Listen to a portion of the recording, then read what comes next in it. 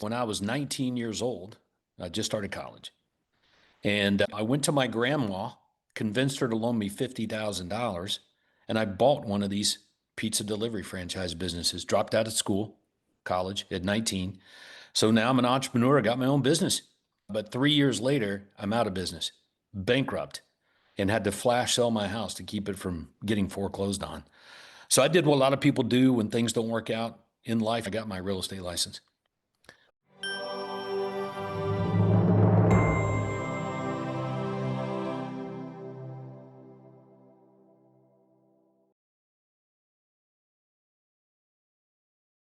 Hey everyone, thank you for joining us, Real Estate Success DFW, my weekly podcast where I have really successful agents that are willing to share and help you in your business. This week we've got Todd Walters. How are you, Todd? I'm better than good, Shaune. Thanks for the invite to be here. It's a pleasure. Thank you. I appreciate you jumping on. Todd Walters is actually the founder and owner of Your Home Sold Guaranteed, and he's one of the owners because I know they have investors and other things. But the most important thing is this is a brainchild that he created. It's super simple. All of you can learn specific tips that he addresses with dealing with and working in the market, the current market or future markets, and how to really effectively build your business without having to invest a lot.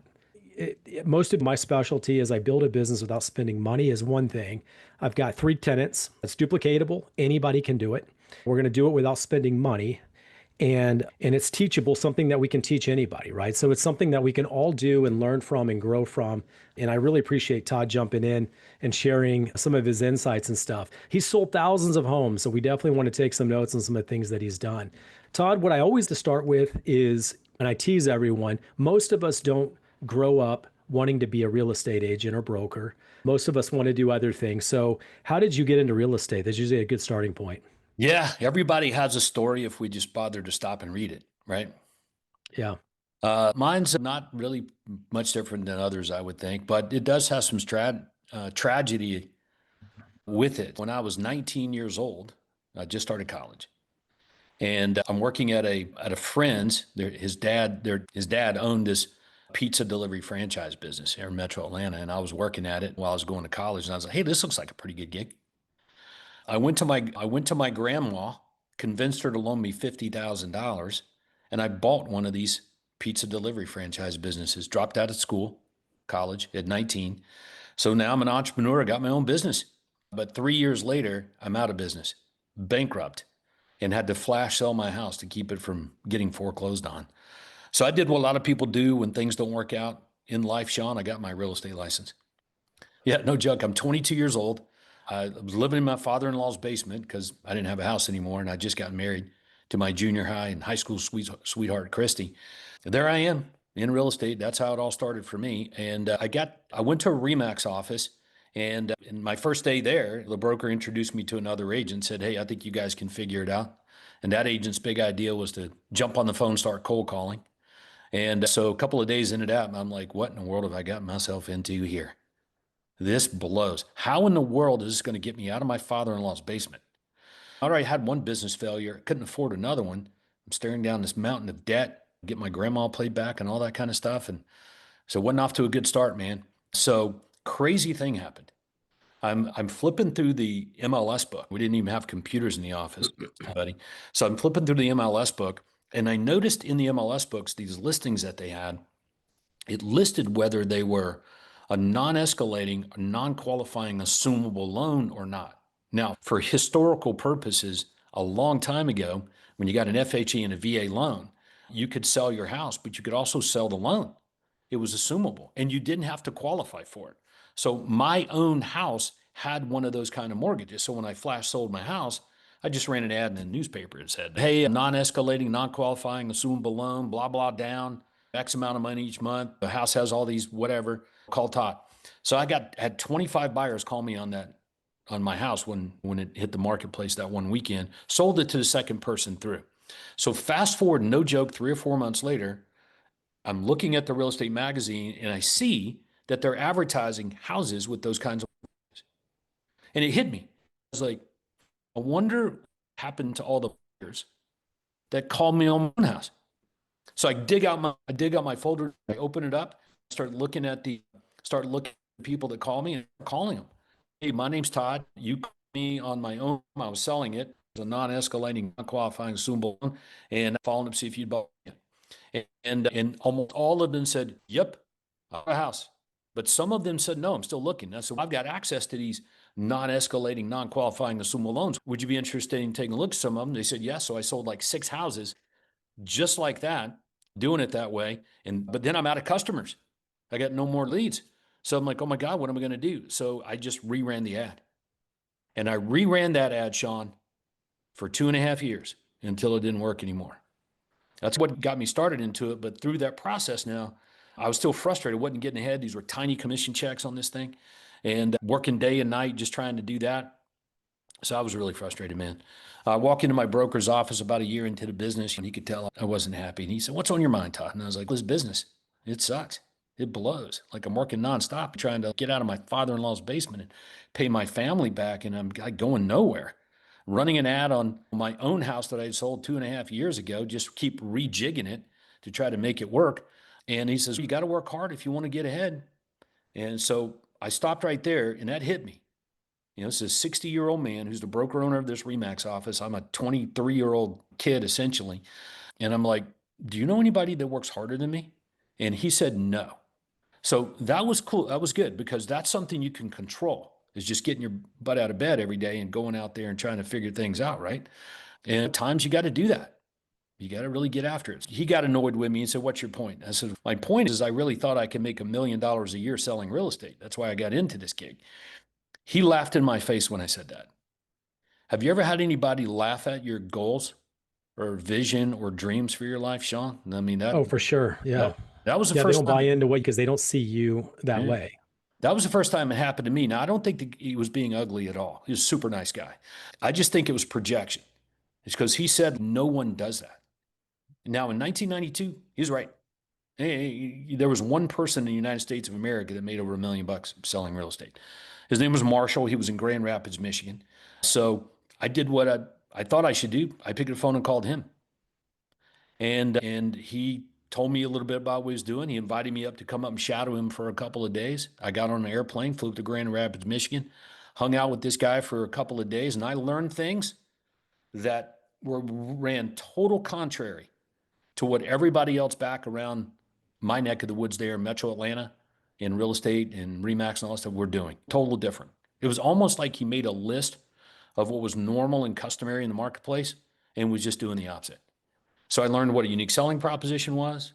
I learned what direct response marketing was. Never heard of any of these things. And just started looking at processes and systems so that you could just do more without working more. That was a big game changer for me. Come back, put some stuff to work in my house, in my own business there. And within no time flat, I'm making $1 million a year selling real estate. The youngest person at the board of realtors, according to them, at that moment in history that had ever done such a thing. So it was all good, but I stayed with it now.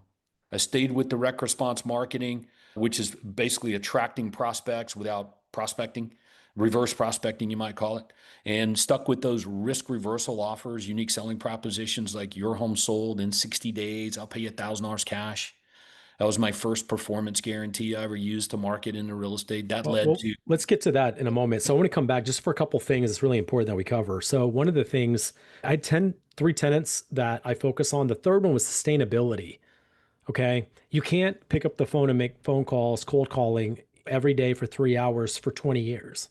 You're having to reform new relationships over and over again. It's not really that sustainable. Most people aren't built that way. You might be able to do it for a couple of years, but you're going to wear yourself out. So I don't think that's sustainable. I like sustainability opportunities, right? I want to be able to do it. I want to be able to do it consistently and want to do it. And having an opportunity where people are reaching out to you is definitely a reverse opportunity. Most people think that we have to go find them, and you're looking at it and say, no, I want them to find me. yeah, attraction. Yes, where the conversation is they want me to work for them and not me convincing them to for me to work for them. It's the opposite effect, and it's certainly a whole lot more positive and have a higher conversion rate. One Yep. other thing is if you want to be a millionaire, solve 1 million people's problem. And all of a sudden, everyone now, you're solving a problem. It's what you did earlier. The problem they had is they were looking for opportunities for a particular type of loan. And you say, great, there's a market for it. I'll go Mhm. find those buyers and I'll bring them homes that qualify. I solve your problem and they pay you for it. That's just an Yes. early example. Yeah, 100%. Somewhere in that process, I learned a little bit more about the concept of leverage. And in real estate, say we can work with anyone. You can work with investors. You can work with first-time buyers. You can work with move up people moving out of town, empty nesters move down. There's so many different opportunities. Banks, builders. It's almost endless. It seems like, and I think that somewhat is the problem for most people. There's a principle out there that says if you try to be all things to all people, you dilute your effectiveness. One of the things I got schooled on way early in my career was what sort of customer represents the best leverage. And why don't you build a business around that? So for me, it was buyers with a home to sell. Okay. They want to sell their home, go buy something else, which meant multiple transactions from one customer and leveraging the property itself to attract more prospects. And so that I got into basically aligned almost everything, processes, the promotion, the profit model, and the people on the team here just aligned all of it to the ideal customer. And that was a good move. It doesn't mean that we didn't do business with first-time buyers, investors, and other things. It just wasn't the core focus every day. And that filled the boat with an overflow of an ideal customer that represented more leverage. A couple of things on that might be really good for your viewers that I learned too is that multiple opportunity customers, like a buyer with a home to sell, versus an investor or a builder or a bank institution, those are all multiple opportunity customers too. And a lot of people get locked into those. But see, those people, the builders, the investors, and the bankers, for example, like foreclosure accounts, those guys operate off of economics. Okay. It's purely economics, not emotion. Okay, so what's going to happen to the real estate agent is they're going to get squeezed. They become more commoditized working with those guys. But the buyer with the home to sell wants to move up and buy a bigger house, for example. It's based on emotion, right? They're trying to make a move to make their life better. That's the play, right? It's the American dream. So it's different. The mindset's different. What different? So this concept of price elasticity, which is a real business concept in the business world. In other words, price is elastic. Okay, cost is only a factor in the absence of value. You don't know what the marketplace will or will not pay you for the product or service you have to offer until you let the marketplace decide based on the value that you offer. That really works for those kinds of customers. Okay, they're willing to pay a lot, for example, for certainty. If I could remove risk and sell certainty, it turns out they'll pay more money for that, which led to solving one of the problems I had early on, which was capitalization, trying to bootstrap the business. Like you said something really good. It's, hey, you help people or help them discover scaling up a business or growing a business without spending a lot of money. Yeah. And I'm like, quite frankly, that's really good because that's how every business is supposed to operate.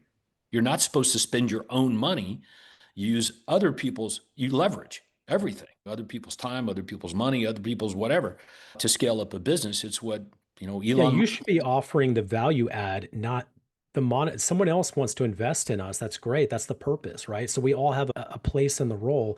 And if we're using our own money, we're losing that opportunity to build that relationship. You're undercapitalized every day if you're doing that, if that's your business model. But that is the real estate industry business model. And It there's no is. question. Yeah. So that's why there's so many that have scale problems. It's just philosophy, it's a mindset. It's what you learn when you get into the business. And that's what I learned is just, hey, make a list of what everybody else is doing, the majority, and don't do it. Really seek to legally and ethically disrupt that, find a different way. And that's been a good move, I think, in just about every industry. And we still hold true to those principles today. Well, let me focus on one thing. When you do something like this and you make a business proposition to your audience, most people feel like they cut themselves off from other opportunities. And I always say, and you've heard this before, riches are in the niches. It's okay. And I talk to agents in general. This is outside of what you're talking about, where they might say, I was in the military. I really relate to people in the military. I said, then great. That might be a good niche for you. That doesn't mean you're not going to work with a first time home buyer. It doesn't mean you're not going to work with a family member that has another family member that refers them over to you and they need to sell a house. You Mhm. can still attract and you won't lose any opportunities. But if you just niche and your gene pool shrinks, you have a higher conversion rate on that gene pool than you will if you try to hit everybody. And I think people should really focus on a space that really connects the dots with them. That they talk like me, they act like me. We're going to have an easy conversion. I Mhm. can say things to them. They're going to know what I'm saying. We're going to be relatable. And those make really easy conversions if you're for that opportunity. Your value proposition is you're looking for people that are needing to sell to buy. And that puts them, I haven't really heard it put that way. I've worked with builders and I've worked with investors. I've probably done more than 200 transactions just with investors alone.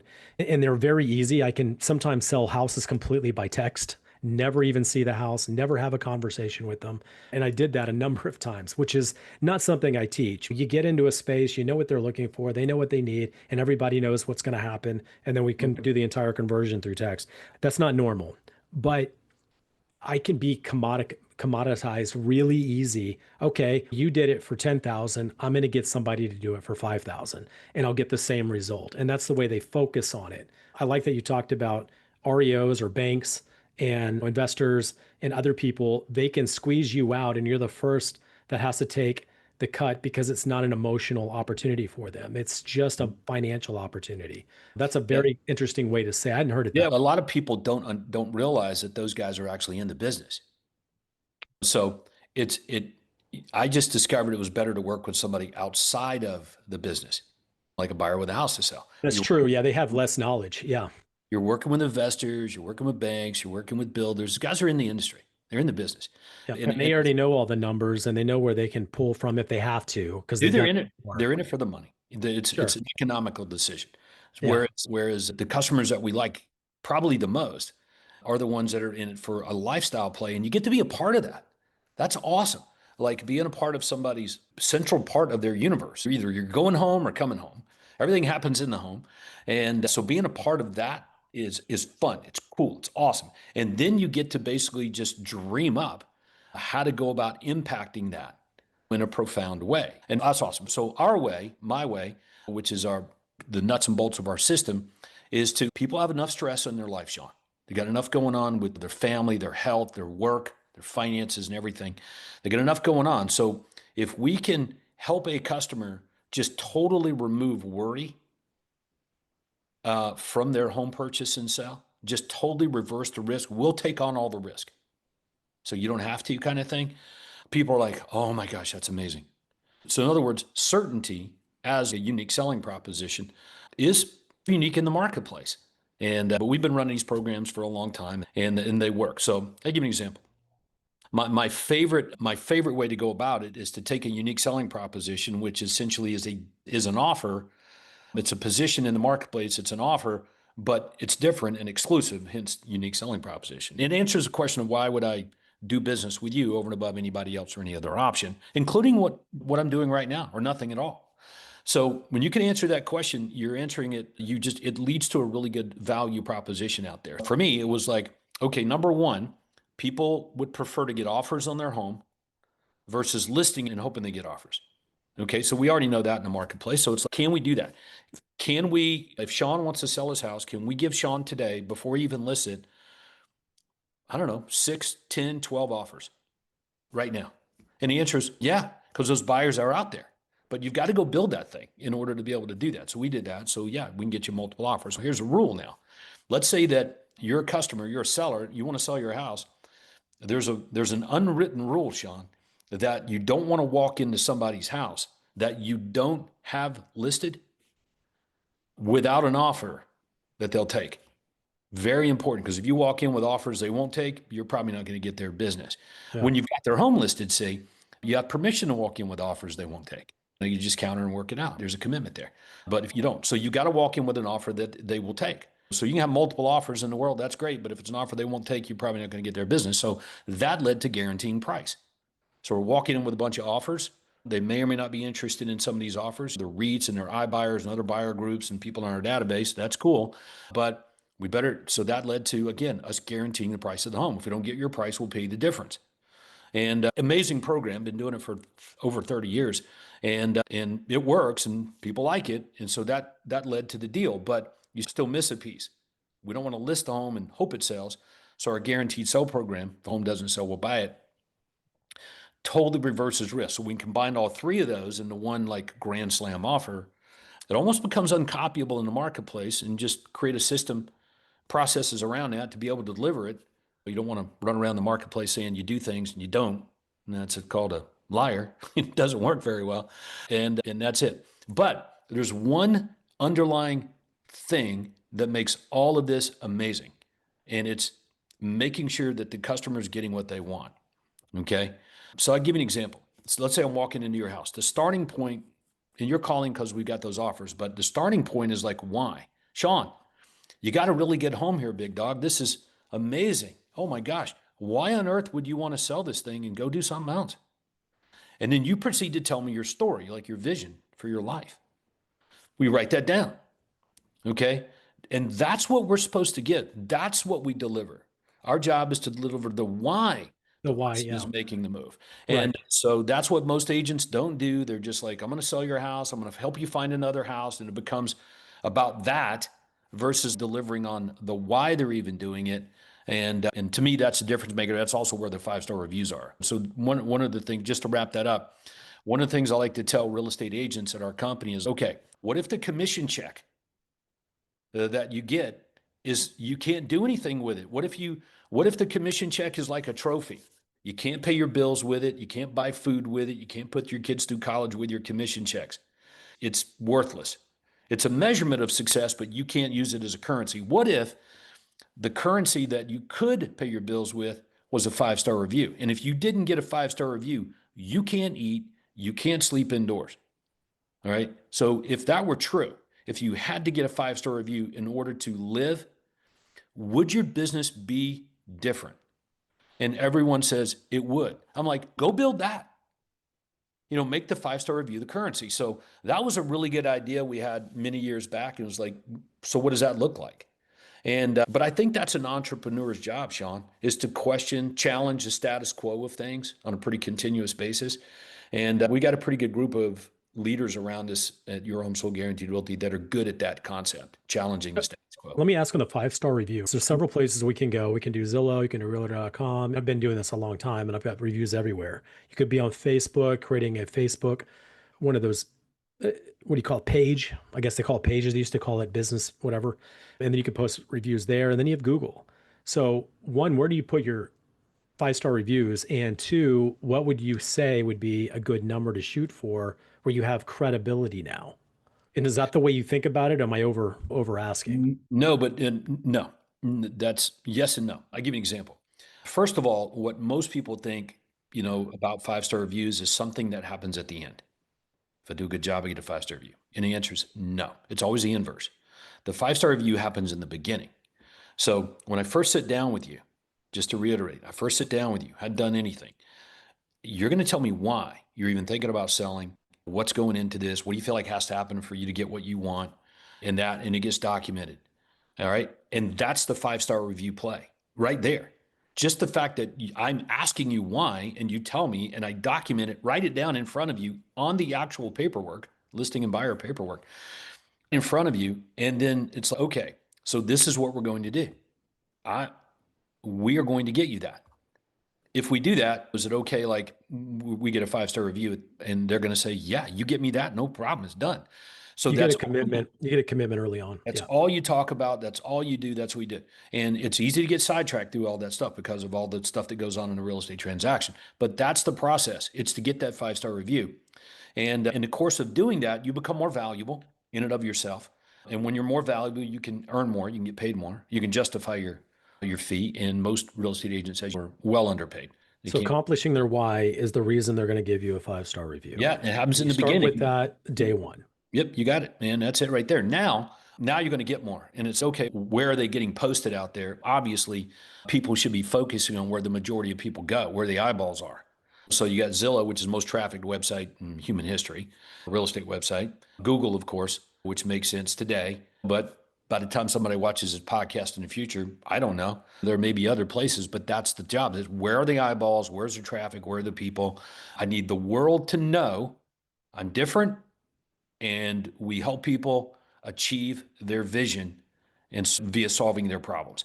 That's the story that these 5-star reviews need to tell, but they need to tell them in a unique way. I'll give you an example. Most people on these reviews that they're getting, Shaune, you'll see them, dude. They're not very good. They're like, Sean's amazing. If you're thinking about selling your home, you should call Shaune. That doesn't really do anything for me. A better way to do it is to get the customer story. What was the problem you had? And why weren't you able to solve it? How did you find out about me? What led to you hiring me? And how did you benefit from that? What was the outcome? And they just fill in the blank on it, and that becomes the review. Something like, oh my gosh, we had our home on the market with a real estate agent for 4 months. We got no offers. It wasn't selling. They said they could sell it, but it wasn't happening. And we really needed to move because my husband had been relocated to a new job out of state. He's commuting back and forth. It was becoming a big nightmare. We needed to get our kids into school. Oh, we were at our wits' end. And then we saw this ad from Todd. And it said that if the home didn't sell, he would buy it. So we called them, of course. And boy, are we glad we did. All right.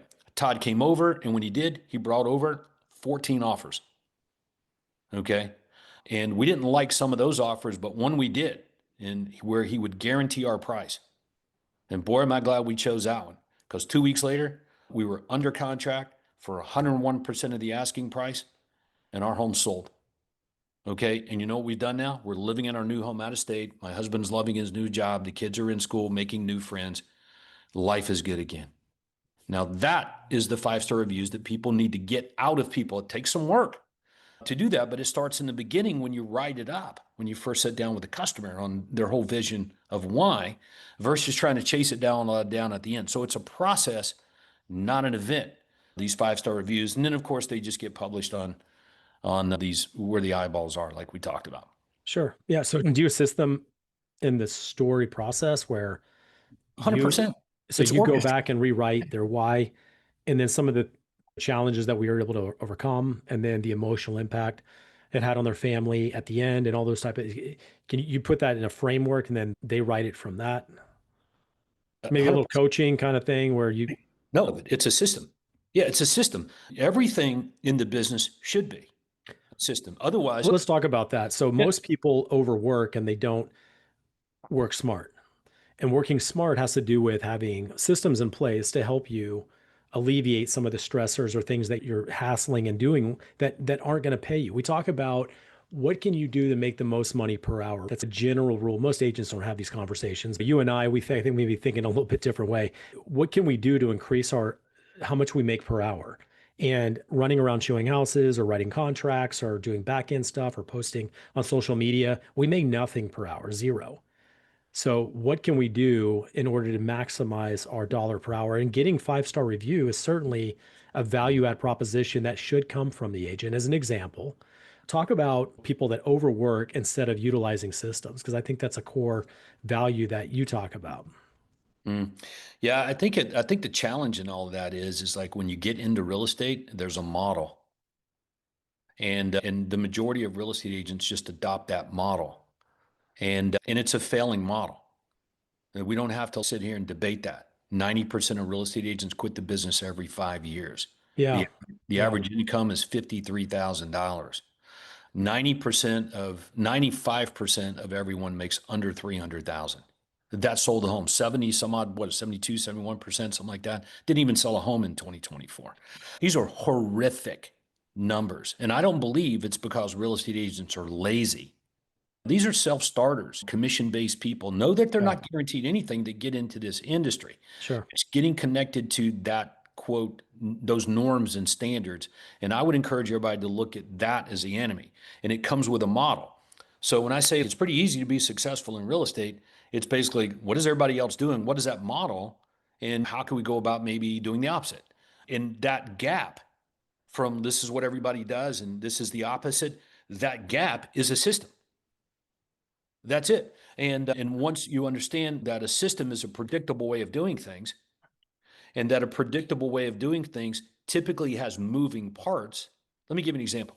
Let's say that when you were small, when we were little, I don't know if you like broke open like a watch or a clock to see how it worked, but when you do, you'll notice inside of it has 3 little wheels that turn to make the big wheel turn. That's a system. Okay, so if everyone understands that one is a great number in marriage, but is a failing formula in business, okay, you're on the right track to understanding what a system is. A Right. system is going to have 3 to 5 moving little parts that make the big part work without your involvement. So the reason most people still are a lot involved in the processes of their business is because they just haven't come full circle with those little wheels that turn that make it work without their involvement. But when you sit down, if you just sit down for any length of time and just start thinking about how not to do things, but it still gets done, then you start to really see clearly, you should be able to see in your mind how those things can fit together and get done. In other words, hey, if money and time was no object and you had to get this done, but without or with a little bit of help from someone, how would you do it?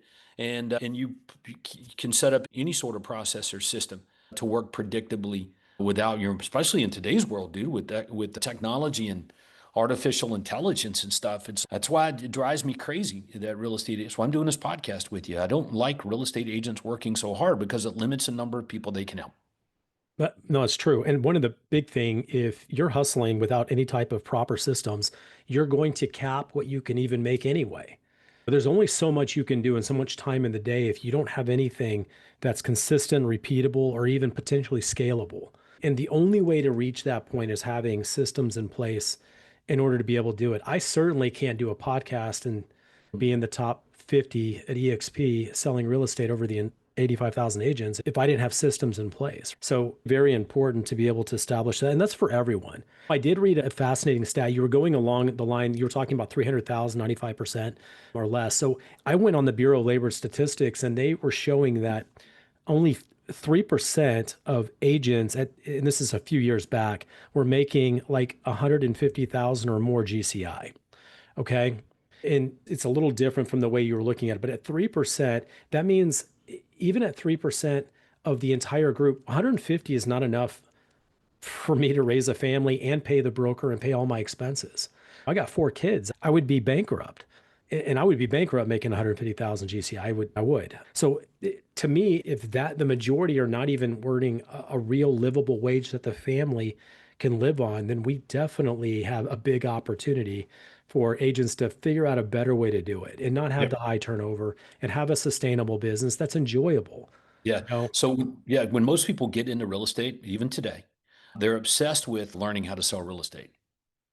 And that's just been my takeaway from interviewing agents, right? I need to learn how to sell real estate. And I'm like, no, you better learn how to get customers.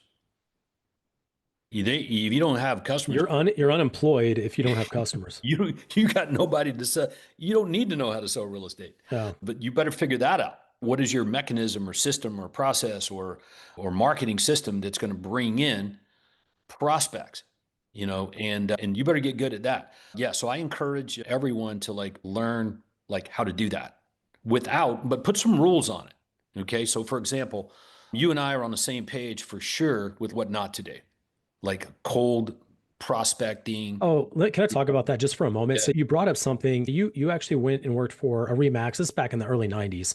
Things are obviously changed a lot, but some things haven't. A lot of them still teach a lot of these core things. And I didn't work for a broker, so no one taught me how to sell real estate. No one taught me how to be a buyer agent or be a Mhm. listing agent. And I did what I thought would make sense for the clients and for agents that decided they wanted to join me. I wasn't even trying to attract them, but over time I ended up with about 10 or so when I was running my own brokerage. And I didn't train anyone on how to do cold lead generation because I didn't know how to do cold lead generation. I didn't do FISBOs or postcards or things like that. I worked my sphere. And that's just where I went with my business. I didn't think about the value proposition or any of the things that you went above and beyond where I was going. But it worked out for me because I get a sphere lead every business day of the week for the last 3 years when I hyper focused on my sphere. So I don't have to convert anyone. I don't have a listing presentation. I don't have a buyer presentation. People call me because I'm going to work with them, not because I have to sell them. And that's the space that I like and where I prefer to work. So I definitely relate to that. I wanted to say one other thing on agents. So we've talked about newer agents and maybe what not to do or how to be a better chance of building a sustainable business. What we haven't talked about is agents that maybe they're at that 2, 3 transactions a month, right? and they want to get unstuck. They want to progress. Maybe they want to get a million GCI, and they're at a place and where they're at, there's a gap there. They're not able to get to that 8 to 10 transactions a month, which is what pushes you over that $1 million GCI opportunity. So what would you say to them? Yeah, that's a great question. All right. So I got a two-part answer. All right. First of all, we have to decide what kind of business we want. In other Right. words, do you want a job or do you want a business? Okay. And it's two different things. A lot of real estate agents think because they got a business card, they got a business website, they got a business. But the definition of a business, according to Michael Gerber in his book, The E-Myth, he says, look, if your business depends on you, it ain't a business. That's a job. Okay. So immediately, if you're good at what you do, like you're really good at helping people solve their problems, this is just Todd's opinion. I believe that you're obligated to go help more people. And then people look at him and say, wait a second, Todd, I can't help anymore. I'm going burning the candle both ends. I can't help any more people. So it doesn't matter. You're good at it. You need to replicate that and go help more people solve their problems. All right. What if Mother Teresa said, I can't help anymore? So for piggybacking on her story, very great story, at one day she's at her wit's end. She goes, the problem is too big. There's too many orphans and widows out here that then I can get to. So what did she do? Then she made a conscious decision to stop helping them. This is very important for everybody to know.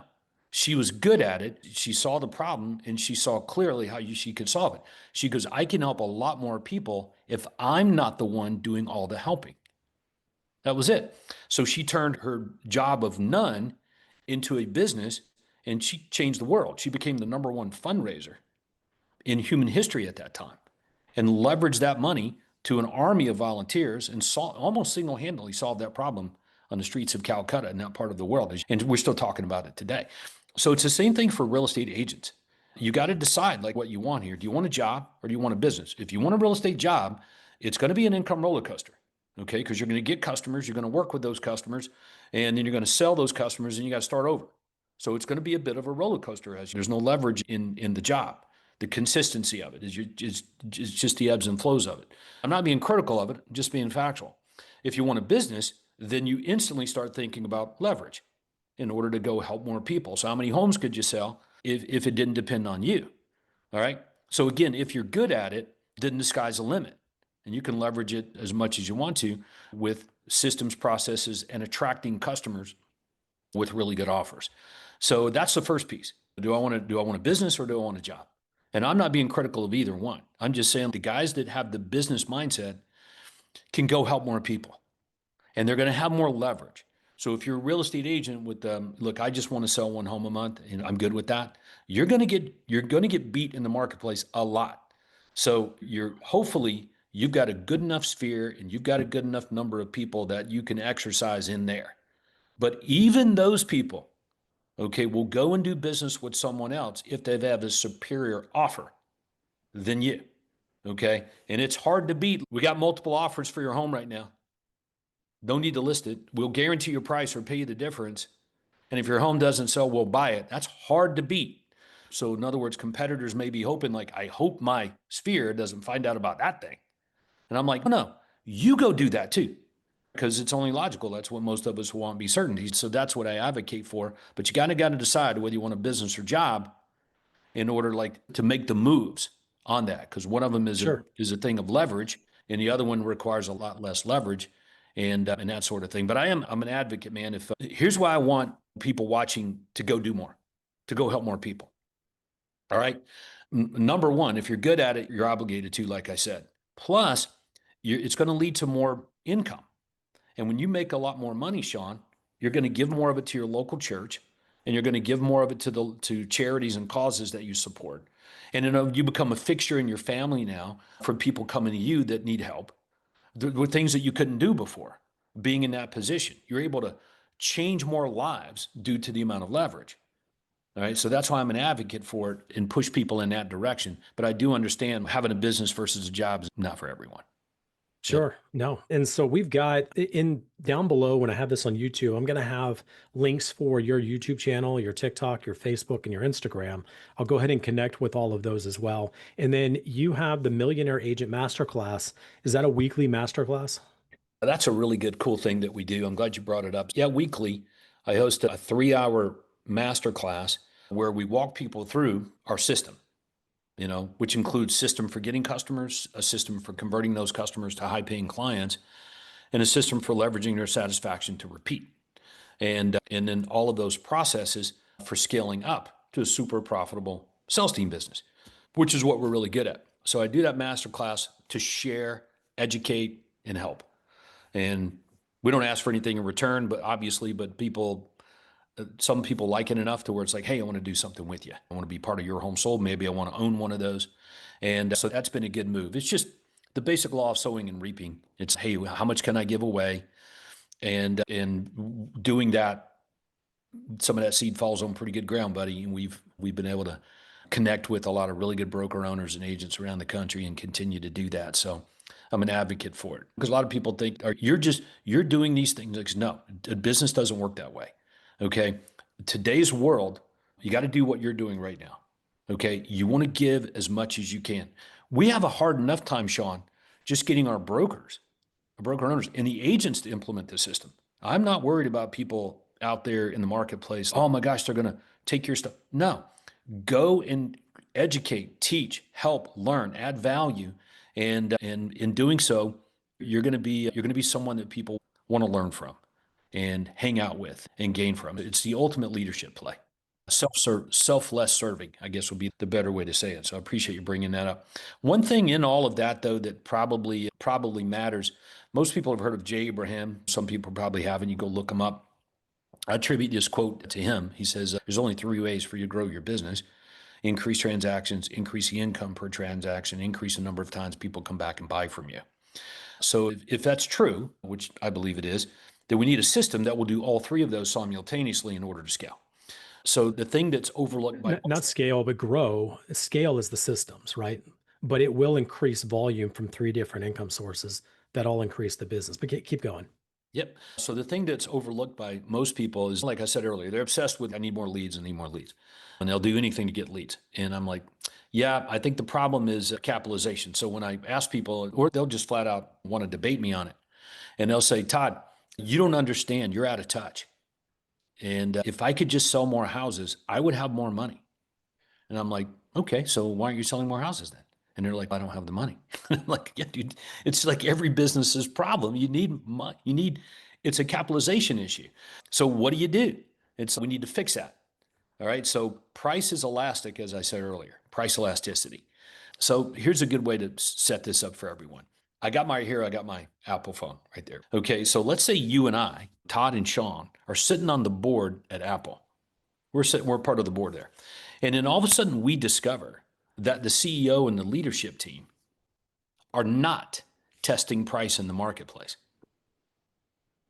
I can assure you what me and you and the other board members would do. We would fire that CEO just like that. Can you imagine a super successful business, Home Depot, Apple, I could keep going, Amazon, doesn't matter. Can you imagine these businesses not testing price in the marketplace? It's the job of the leadership team at every single successful business is to find out what the marketplace will and will not pay for the service and product that it has to offer. And when you do that, you discover, oh my goodness, what I bring to the marketplace is even more valuable than I thought. All right. But it's the thing that almost a very small percentage of people do it. The majority of real estate agents and brokers out there, they have no concept of price elasticity or discussion of it. So I learned a long time ago, it's okay. So we've got a pretty good offer. So for buyers, we'll guarantee you access to homes that you can't find on the internet, unlisted off market homes. And if you're not happy with the home you buy, we'll buy it back. All right. So let's pause there. What's that worth? What would the marketplace be willing to allow us to get paid for that? And the answer is we don't know. We don't know. We need to go find out. If you got a really good offer, go find out what the marketplace will and will not pay for it and test it, test price in the marketplace. And so that's all I've done. That's all we've done. That's how we end up with averaging 4.5% on buyer sides because cost is only a factor in the absence of value. And then when you get stuck at a particular price point and you discover like, it's still not enough money for me to reinvest back into business for people, infrastructure, allow for failure, research and development, and marketing so that it works without me. When you get there, it's I need to go test price. So you add more value and find out what the marketplace will be. So that's all that Todd's done over the years, being a real estate agent, now as a CEO of a pretty sizable company and growing, is it's our duty is to find out what the marketplace will and will not pay for the product and service we have to offer, and we let them decide. And that's led to the ability to fix just about every single real estate agent and broker's money problems. And money fixes money problems. So I'm a big advocate of that. I would like to see everybody here watching this podcast, buddy, to give themselves a pay raise. Go find out what the marketplace will and will not pay. Don't settle in on that commoditized rate of 2.53% average according to Real Trends. That is not going to solve your money problems. Yeah, if your value proposition to the buyer is high enough, then the limit isn't going to be the traditional amount. But we have to let the customer decide that. Yeah. I love it, Todd. We pushed it all the way past my traditional inning boy. I appreciate you. We could talk about this for hours. Lots of good information for those that would like to continue to hear about what Todd is talking about. He has the Millionaire Agent Masterclass. You can jump in there. You'll see me up there on the class as well, asking him hard questions, making him uncomfortable as much as I can. And we're going to learn together. So I appreciate you jumping in with me, Todd. For those out there that enjoyed the podcast and would like to see more content, please subscribe to my YouTube channel. I'll continue to send you the latest. Every week I bring out a new episode. Todd Walters is this one, Your Price or Your Home Sold Guaranteed opportunity. I think that's a great opportunity for all you agents out there. And until next week, have a high performance week. Thank you. That wraps up another episode of Real Estate Success DFW. I hope you're leaving with new insights that push your real estate career forward. If you enjoyed the show, please be sure to subscribe, leave a review, or share it with fellow agents who's ready to succeed. And if you're interested in working together or have any questions, I'd love to hear from you. Reach out to me directly. My personal phone is 214-228-0388. Let's connect and make real estate success happen together. Until next time, keep pushing forward.